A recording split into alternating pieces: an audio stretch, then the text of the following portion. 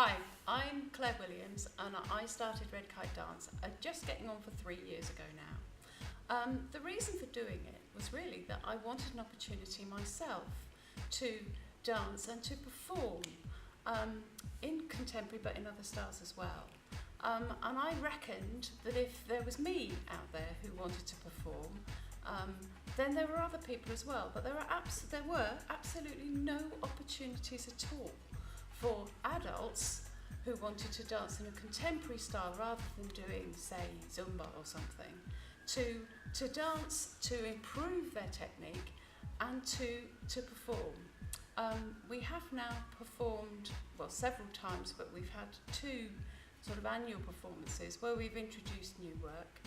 And we now have not only myself and other members of the group who do some choreography, but we've brought in choreographers from around the area that we work in to do work with us. So it's actually getting much more interesting because you've got choreography done by a whole range of different people, although usually our style starts with contemporary dance.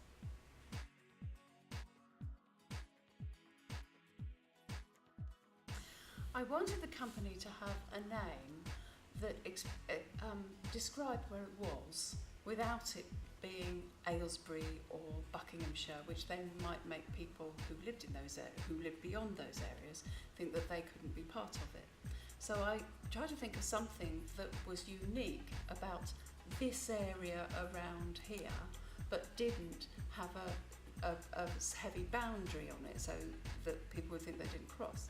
And what I came up with, well, actually, to be honest, my husband came up with, is the thing that's common around here is a red kite. And I also liked the idea of the fact that it meant we could have the red kite as a kite with a tail, the kind you fly. And I had originally thought that would be the one for the youth group.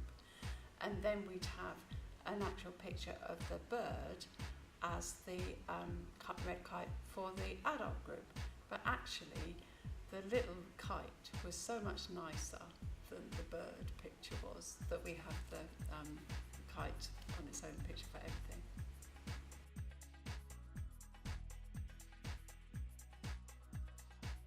Well, it's very important that anybody can be a part of Red Kite Dance.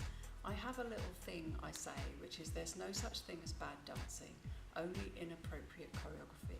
And I believe that anybody who wants to dance can dance well and feel proud of what they do, so long as they've got the right choreography.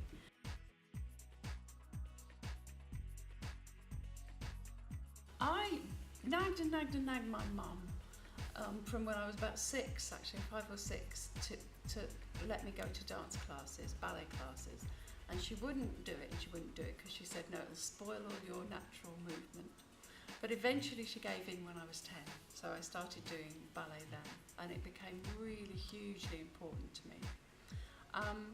And then some people from the London Contemporary Dance Theatre, as it was then, came to my school and did contemporary dance.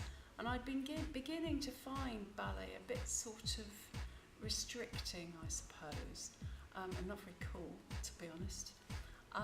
And then these amazing people came along and they did this dance it was a real proper dance. You really had steps and you really learned technique, and yet it was much cooler than ballet was. And I just thought, this is what I want to do.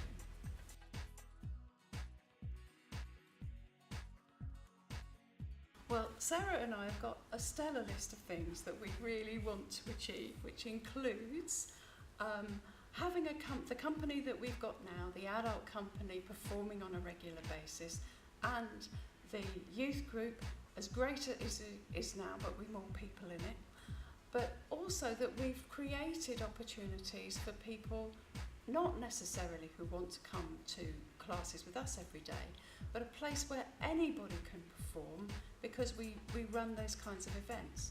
We'd like to have a dance centre, which is a place where we can have good facilities for dance classes of all kinds, We'd also like to have a centre for advanced training for young dancers looking at going into a professional in dance, or just wanting to be really good at it. And we'd like to have a teachers network and a network of people interested in dance, so that we can make sure that even in these times of when there's not an awful lot of funding for community dance or dance generally, that we're providing an opportunity for people to come and learn and enjoy dance that they wouldn't otherwise have.